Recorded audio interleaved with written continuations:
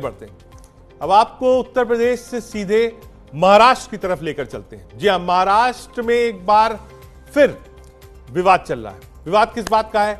मराठी मानुष का, मराठी अस्मिता का, मराठी बनाम हिंदी की बहस तेज हो गई है। लेकिन इस बार मामला सिर्फ भाषा का नहीं है, बल्कि राजनीतिक गणित और सामाजिक समीकरण का भी है।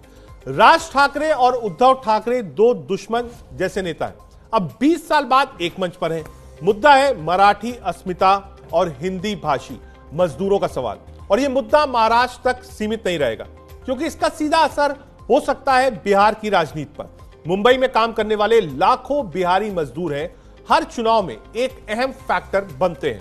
उनकी दुश्वारियां, उनका पलायन, उनका सम्मान, ये मुद्दे बिहार की सियासत को गहराई से प्रभावित करते हैं। अब अगर ठाकरे बंधु फिर से हिंदी भाषियों को बाहरी कहने लगते हैं, तो बिहार में बीजेपी को मौका मिलेगा इसे मुद्दा बनाने का।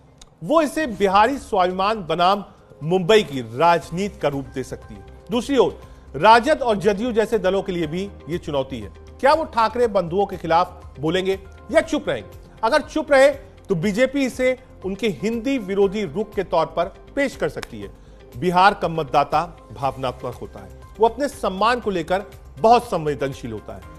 मुंबई में बिहारी मजदूरों के साथ दुर्व्यवहार या अपमान की खबरें बिहार में तेजी से फैलती हैं और राजनीतिक असर छोड़ती हैं। इस बार बिहार चुनाव में रोजगार और सम्मान दो बड़े मुद्दे होंगे। अगर मुंबई में हिंदी बोलने वालों के साथ भेदभाव बढ़ा, तो बिहारी मतदाता उसे अपमान मानेगा और उसका असर वोटिंग पर भी दिख सकता है। सवाल यह है, क्या ठाकरे बंधु अपनी राजनीति को मराठी अस्मिता तक सीमित रखेंगे, या बिहार में इसका फायदा उठाने वाली पार्टियों के लिए एक नया मौका बन जाएगा? लोकतंत्र के लिए इंडिया गठबंधन जो है वो लोकसभा में बना था और बरकरार है। वो आज आपने देखा होगा कि बिहार में जिस तरह से वोट कटवा इलेक्शन कमीशन काम कर रहा है, उसके खिलाफ इंडिया गठबंधन पूरे ताकत से पुरजोर तरीके से उसका सामना कर रही है, उसकी खिलाफत कर रही है। अभी महाराष्ट्र की जो हमारी नीति है स्थानीय निकायों को लेकर, वो एकदम स्पष्ट है। पहले से हमने ये हमारे स्थानीय नेता जो है, क्योंकि महाराष्ट्र में 4 पार्टियां अभी 6 हो गई है, तो अलग अलग जगह की अलग अलग परिस्थितियां हैं। तो कांग्रेस का ये निर्णय पहले से हो चुका था कि स्थानीय नेता अगर कहेंगे कि हमें ये पार्टी से गठबंधन करना है, ऑफ कोर्स ये 3 छोड़कर, गैंग ऑफ वासेपुर जो गैंग वॉर चल रहा है वो 3 छोड़कर, शिंदे, अजित पवार और बीजेपी छोड़कर, तो वो निर्णय वरिष्ठ उस हिसाब से लेंगे कि वहाँ अकेले जाना है, साथ में लड़ना है। तो स्थानिक नेताओं पर ये निर्णय छोड़ दिया था और ये नीति हमने कई बार जो है दोहराई है। ठीक है, इस पर बातचीत करने के लिए शिवसेना उद्धव गुट की तरफ से आनंद दुबे जी जुड़ रहे हैं। बहुत स्वागत है आनंद जी। आवाज मिल रही है आपको मेरी? जी बिल्कुल आवाज मिल रही है, बिल्कुल।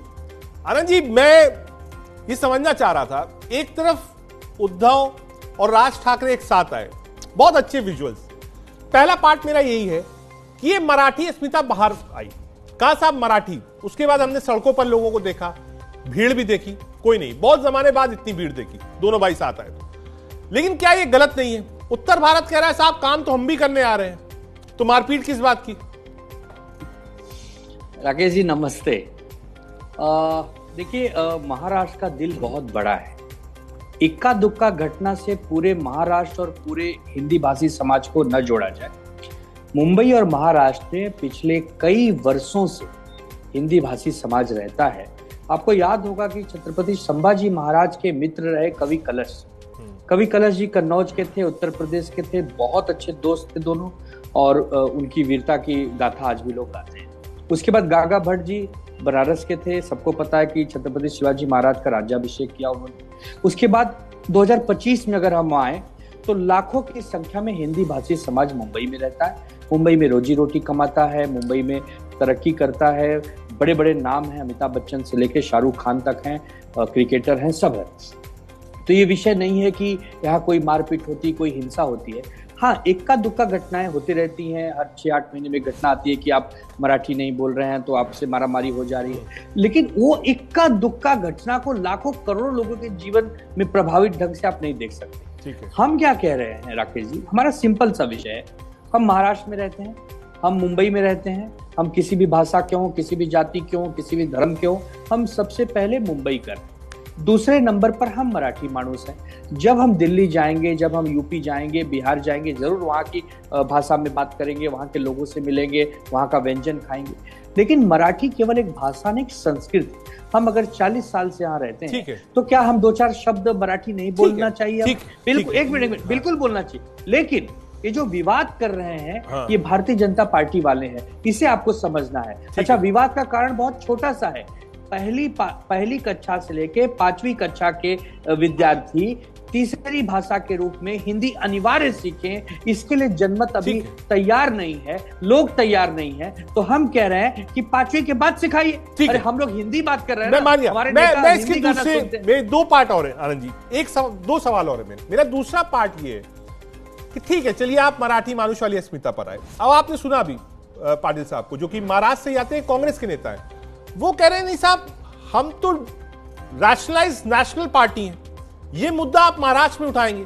अब कांग्रेस आपके साथ खड़ी होती है तो उसको नॉर्थ इंडिया में इसका नुकसान उठाना पड़ेगा। तो कांग्रेस अपने आप को अलग कर रही है, पहला। दूसरा, बिहार चुनाव भी है।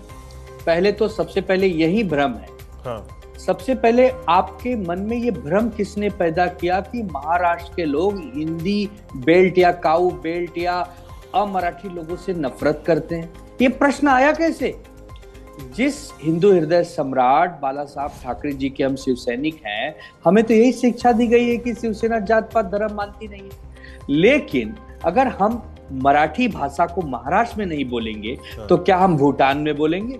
क्या हम बर्मा में बोलेंगे? नहीं ना, हमें तो महाराष्ट्र में मराठी बोलनी है। हम जब उत्तर प्रदेश जाएंगे अवधी बोलेंगे, हम बिहार जाएंगे भोजपुरी बोलेंगे।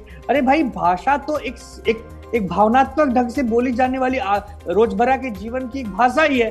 लेकिन इसको अगर हम ये कहें कि नहीं, हमें मराठी नहीं आती और हम महाराष्ट्र में रहेंगे और मराठी नहीं बोलेंगे, जिसे जो करना है वो कर ले, आए चाहे तो 2-2 हाथ कर ले, तब आपने तो यहाँ विवाद पैदा कर दिया।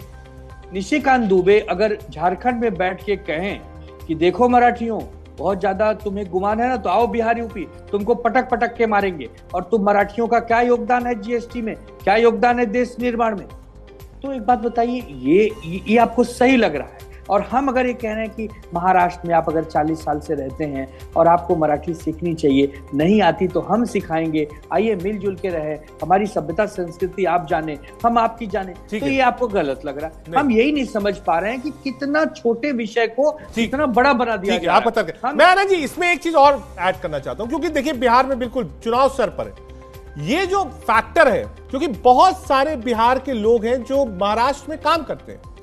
क्या ये फैक्टर जो है, ठीक है, इंडिया अलायंस में कांग्रेस पार्टी कह रही है हम आपके साथ चुनाव नहीं लड़ेंगे, क्या इसका इंपैक्ट सीधे बिहार चुनाव में भी होगा? अरे भाई, हम वही कहना चाह रहे हैं कि इसको आप चुनाव से क्यों रिलेटेड कर रहे हैं? हमने क्या किसी बिहारी को गाली दी? हमने क्या किसी यूपी वाले को गाली दी? हमने क्या किसी बंगाली को गाली दी? नहीं दी। हमने सिर्फ ये कहा कि जब हम बंगाल आएंगे हम बंगाली सीखेंगे, बंगाली में बात करेंगे। आप जब महाराष्ट्र आए, आप जब मुंबई आए, तो आप मराठी में बात करना सीखें। ये कहना अगर आपको लगता है कि गलत है, तो ये जो आरएसएस के प्रवक्ता महोदय हैं जिन्होंने कहा कि हर राज्य की भाषा राष्ट्रभाषा समान है, तब इसका मतलब क्या हुआ? हम तो सिर्फ ये कह रहे हैं हर राज्य की अपनी एक भाषा रचना है, आप उसको सीखिए, आप उसमें घुल मिल जाइए। हमारे यहाँ कहावत है कि हिंदी मेरी माँ है तो मराठी मेरी मौसी है। तो एक बात मुझे बताइए, इसको राजनीतिक चश्मे से क्यों देख रहे हैं? अरे जब हम उत्तर प्रदेश जाते हैं तो हम कहते हैं जय हिंद जय उत्तर प्रदेश, हम महाराष्ट्र आते हैं हम कहते हैं जय हिंद जय महाराष्ट्र, हम बिहार जाएंगे तो कहेंगे जय हिंद जय बिहार। यही तो हमारे देश की खूबसूरती है कि जिस राज्य में हम जाएं वहां के भाषा का सम्मान करें। अगर एक मिनट हम अगर अभी बिहार जाएं राकेश जी, और हम कहें कि देखो हम बिहार में आ गए हैं, अब यहीं रहेंगे, लेकिन किसकी मजाल है कि हमसे जरा भोजपुरी सिखवाए, हम बिहार का सम्मान नहीं करते, तो आप क्या करेंगे सर? आप मेरी आरती उतारेंगे या मुझे समझाएंगे कि नहीं दुबे जी ऐसा न करें, आप जिस राज्य में मैं मान गया, लेकिन कांग्रेस पार्टी कह रही साहब हम नहीं लड़ेंगे आपके साथ चुनाव, हम अलग लड़ेंगे। देखिए ऐसा है, कांग्रेस पार्टी आज चाहे अलग लड़ ले, कल चाहे अलग लड़ ले, बिहार से शुरू कर दे चाहे यूपी शुरू कर, वो कांग्रेस का निर्णय है। हम तो कांग्रेस को अपना दोस्त समझते हैं, इंडिया गठबंधन का हिस्सा समझते हैं। अभी तक हम इंडिया गठबंधन में हैं, महागठबंधन में हैं, तो हम तो यही सोचेंगे कि हम सब साथ हैं। अगर कांग्रेस जिस दिन ऑफिशियल स्टेटमेंट दे देगी कि वो अलग है, तो हम कहेंगे हम भी अलग हैं। जब वो साथ है तो हम साथ हैं। यही तो दोस्ती है। तो दोस्त के बीच में अभी कोई मतभेद नहीं है, कोई मनभेद नहीं है। ठीक है, वो देश के लेवल की बात करते हैं, हम भी करते हैं, लेकिन चूंकि हम अपने महाराष्ट्र की एक लोकल पार्टी है, तो हम अपने मराठी अस्मिता को लेकर चलते हैं और वो अपना लेके चलते हैं। इसमें कोई बुराई नहीं है। हैं तो हम सब देशवासी, हैं तो हम सब हिंदू, हैं तो हम सब भारतीय, तो इसमें कौन सी बुराई है भाई? ये तो सबकी, हर पार्टी के अपने एक रणनीति होती है। कांग्रेस की अपनी है, शिवसेना की अपनी है, लेकिन हम फिर वही कहेंगे कि कोई ये भ्रम पैदा न करे या ये एक प्रकार से गुमराह न करे किसी को कि हम किसी के विरोधी हैं। हम किसी के विरोधी नहीं है, हम अपने मराठी के ज्यादा प्रेमी हैं। तो ये कोई गलत बात भी नहीं है। हम पहले अपने प्रेमी हैं, फिर हम सबके प्रेमी हैं। लेकिन कोई ये कहे कि नहीं, अपना प्रेम छोड़ दो, पहले हमारा प्रेमी बनो, तब वहां विवाद पैदा होता है। बहुत सिंपल सी गणित है। देश के जो बुद्धिमान वर्ग हैं वो सब समझ रहे हैं, और जो नहीं समझना चाहेगा वो पूरी जिंदगी मेरी बीत जाएगी, मैं उसको समझा नहीं। वक्त की थोड़ी कमी। बहुत शुक्रिया आनंद दुबे जी हमसे मुंबई से जुड़ने के लिए और सटीक विश्लेषण बताने के लिए। कोशिश यही थी हमारी, ये 5 बड़ी खबरें थी देश की।